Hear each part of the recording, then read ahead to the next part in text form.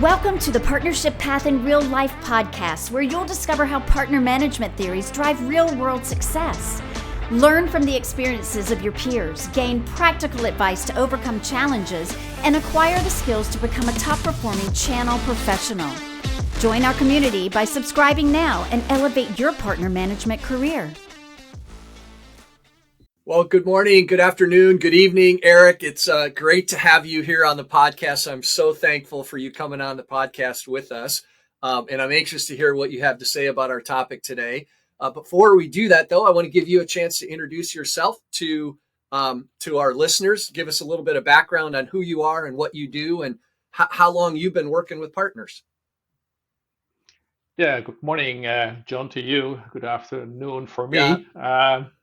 My name is Eric Straalman. I work for a software company called Vertiges.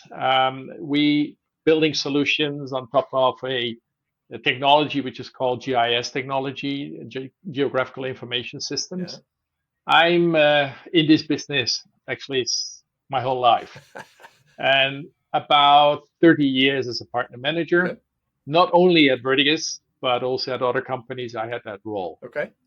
I'm located in Switzerland, and I'm a dad of 3 adult children, left the house, so that's me. Excellent. So in your career, 30 years, that's a long time working with partners. That's a long time. I love having people like you on the show because we have lots of people that listen who are really new to this concept of working with partner. And so having someone like you who can give some sage advice of, look, I've tried this, I've tried that, I've tried this, and here's what works best.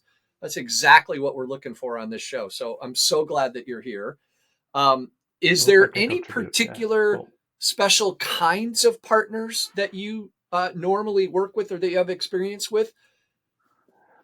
Well, we distinguish actually between 2 types of partners, and I'm focusing on those. Okay.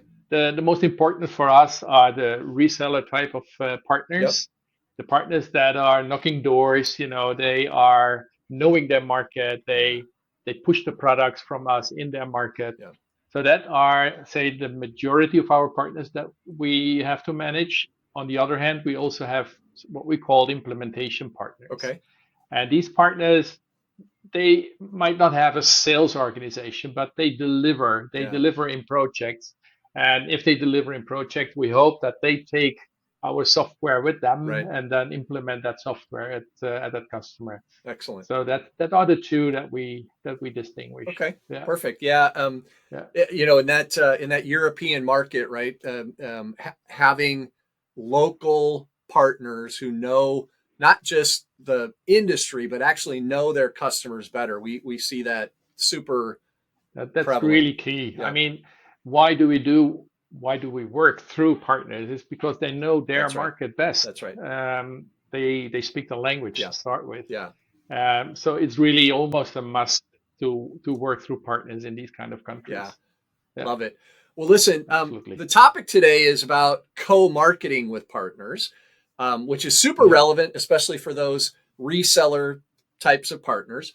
And so this is really our opportunity to start with, Tony and I just did this episode where we talked a little bit about, how it should work, right? I mean, that's a little bit of what Tony and I do. And so I'd love to hear from you, like what resonated out of what Tony and I talked about in terms of how you think about co-marketing with partners. Well, I listened to it, and a lot of things that were addressed resonate, or are applied in our organization as well. So we heard, or I heard a lot about, the content that needs to be provided to partners. That's exactly where we put a lot of efforts in. So our products needs to be described. Our products needs to be,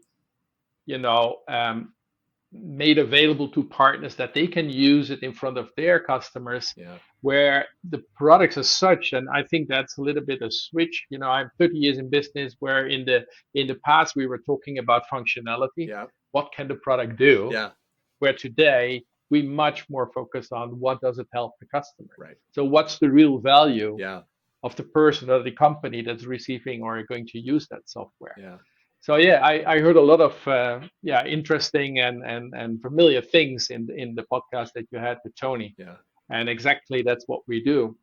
We make that available to our partners, but they have to localize it. So they Right. really take it as a base, so a start. Not that they have to write it again. No, it's something that they can really use, but it's about the details then that they have to bring in that marketing material that applies for that specific country. Yeah. Yeah, it's an Yeah, interesting dynamic, right? Especially when we're working with reseller partners, that they have to balance this um, marketing the company versus marketing the solution, right? And like I, from my perspective, they're, because of the relationship you talk about, they're more, the company marketing they do is more about them, less about you. yeah, But yeah, then they need to kind of integrate the solution that you bring to the table into that as well. And that yeah, can be challenging sometimes, right? Finding that balance between your brand and their brand versus your solution and what they add on the solution. How do you yeah. help partners kind of find that balance? Well, I think in our business it's pretty clear that we are marketing our products. So we do Yep. not expect from our partners that they market Right. our brand. Yeah. We are not expecting to see a lot of vertiges in their market appearing, but of course we want to see a lot of products resold, or how do you say that? Yeah. Resold. Sold by the Yeah. resold, sold by that partner. Yeah. So it, if we are talking to partners and we do some, say, common activities like on a trade show, Yep. I don't care if we see vertiges there because I'm there. In that moment, I represent that company that you see there. Yeah. But if it is really about the daily marketing and the daily business, it's really about the product, and we don't expect from the partner to brand vertiges. We Yeah. don't expect that Yeah. from them to do. If we put that Yeah, into the language that Tony and I talked about, right? We talked about those three phases of marketing, right? yeah, First, do they even know who you are at all? Then second, they know who you are, but they're not necessarily sure you have something that they need. And then the third phase is they know who you are, they know you have something that they might need, but now they're trying to figure out, is it something that actually really matters to them in yeah. where they're at in their business.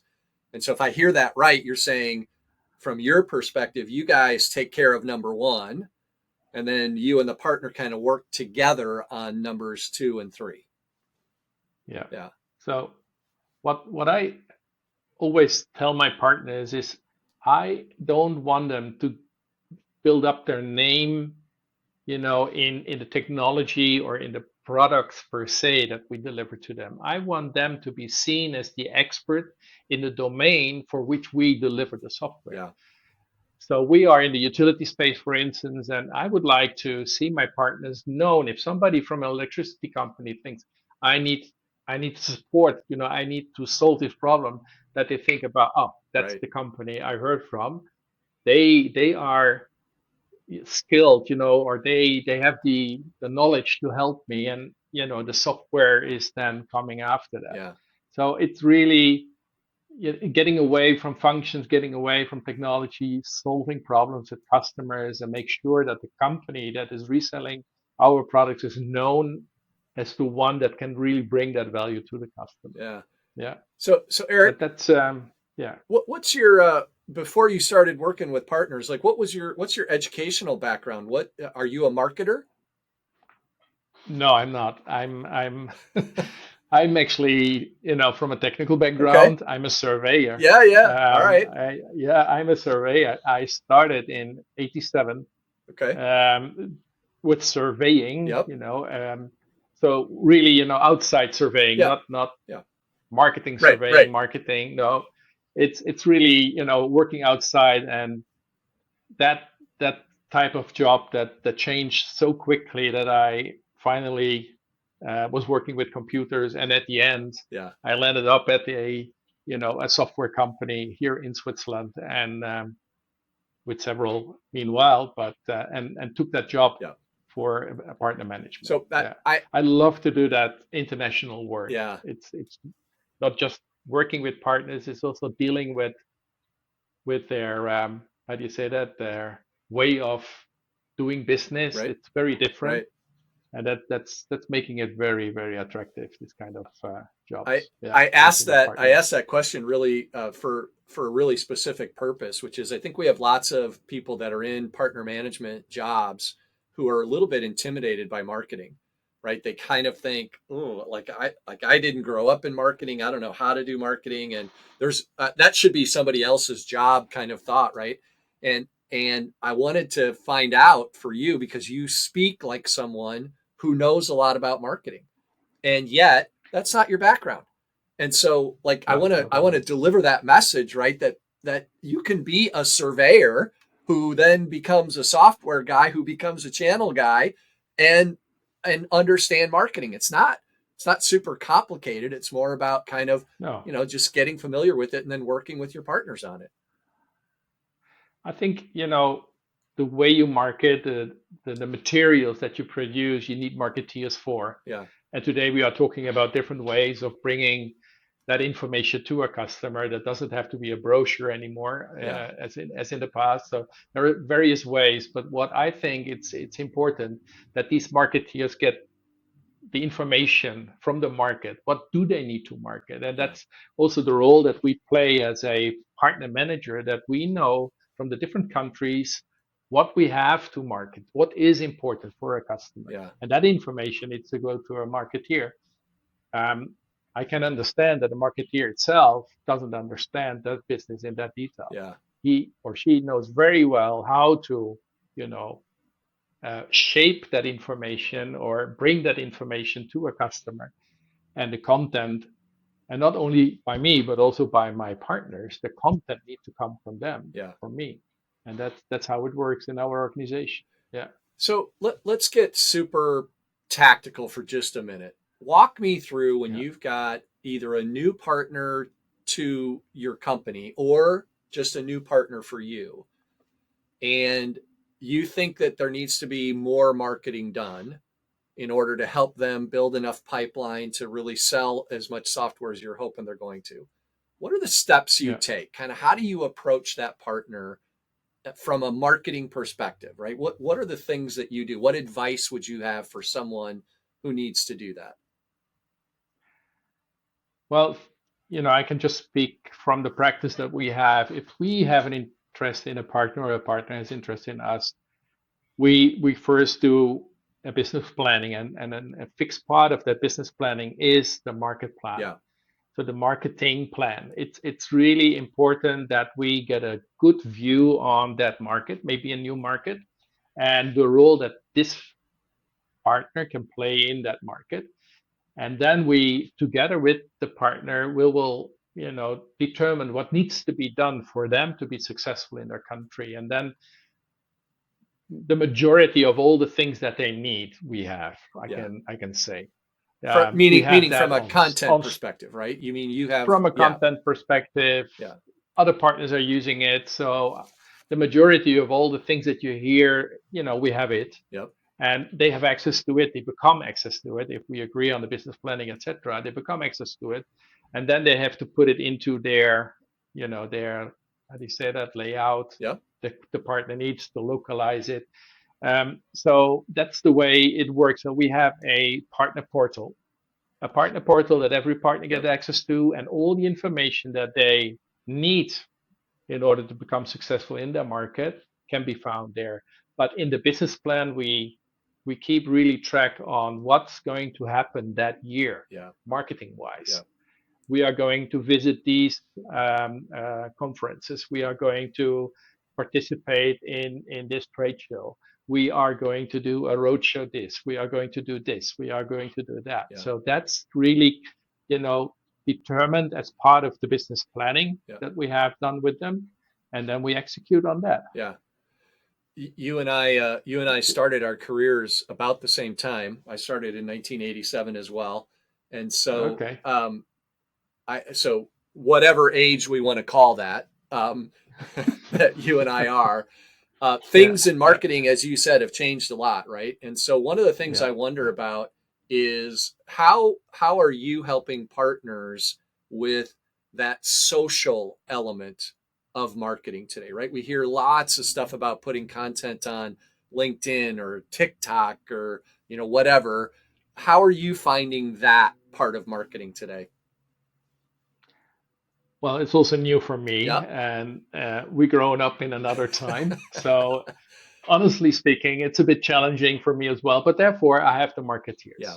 So they know exactly how to do it. Yeah. And we help our partners also if Good. they have the need for being helped, or if they have the need to be supported for that part, we will help them. Good. So we say, we give some guidance in what we would like to see written in these kind of, Yep. LinkedIn posts or whatever. It's not, how can I say, totally left to the partner Right. to, what he is going to write about us, to write about our product. Yeah. So we give them some guidance, but at the end, it's in particular the speed that makes it, how do you say that, so different to the past. Yeah. I'm at the conference, and 1 hour later, you inform the market, you inform your community about your presence there, your experiences there. So the speed in which you are, posting these informations, it's so different than in the past, where you had time and you could think it over once more and another time, and then okay, you decide to publish it. Yeah. And today it's within an hour it needs to or even be correct and stand out in the world. Even real time, right? I see people walking around at a conference with their cell phone up, exactly. Right? Videoing what's going on right now. Yeah, exactly. So I am personally also helped by the marketeers to set up these posts, and the only thing that they want from me again is the content, maybe a picture, from the conference or whatever, and then 1 hour later I see myself. Okay. Oh, yeah. I was there. It's been posted. Yeah. Oh, cool. Yeah, I was there. Or partner, look. Yeah. Here we are. Yeah. So that's completely new, and we help the partners in that respect as well if needed. Excellent. Yeah. But it's so much faster, everything, the information needs to get out soon, immediately, live, if possible. Yeah. And that's today. And the key is to make sure that as an organization, you've got a library of things and a set of kind of guidance that you can provide to the partner to help them be successful in the way they market. Exactly. Yeah. So it's the content, it's the guidance of what we expect from them. Yeah. And of course, the challenge is also to keep it current, to really keep that content current. So that's a lot of work and should not be forgotten. Yeah. And then also inform partners that things have been changed so that they also adapt these changes in their marketing material. So it's an organization, I would say. You need to keep an eye on it. Yeah. But today's possibilities, that they get the content or get access to the content that they need. Right. That's how we do it. Yeah. If they are a partner, they have access to every information that we have for them. Perfect. Yeah.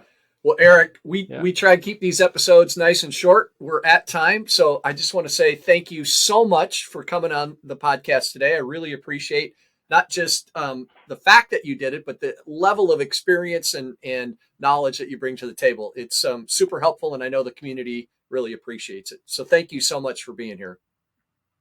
My pleasure, John. Thank you. Thank you for joining us today. Remember, the real world tests theories and creates leaders. Don't stop here. Subscribe, learn, and grow with us to make every experience count. Until our next real life story.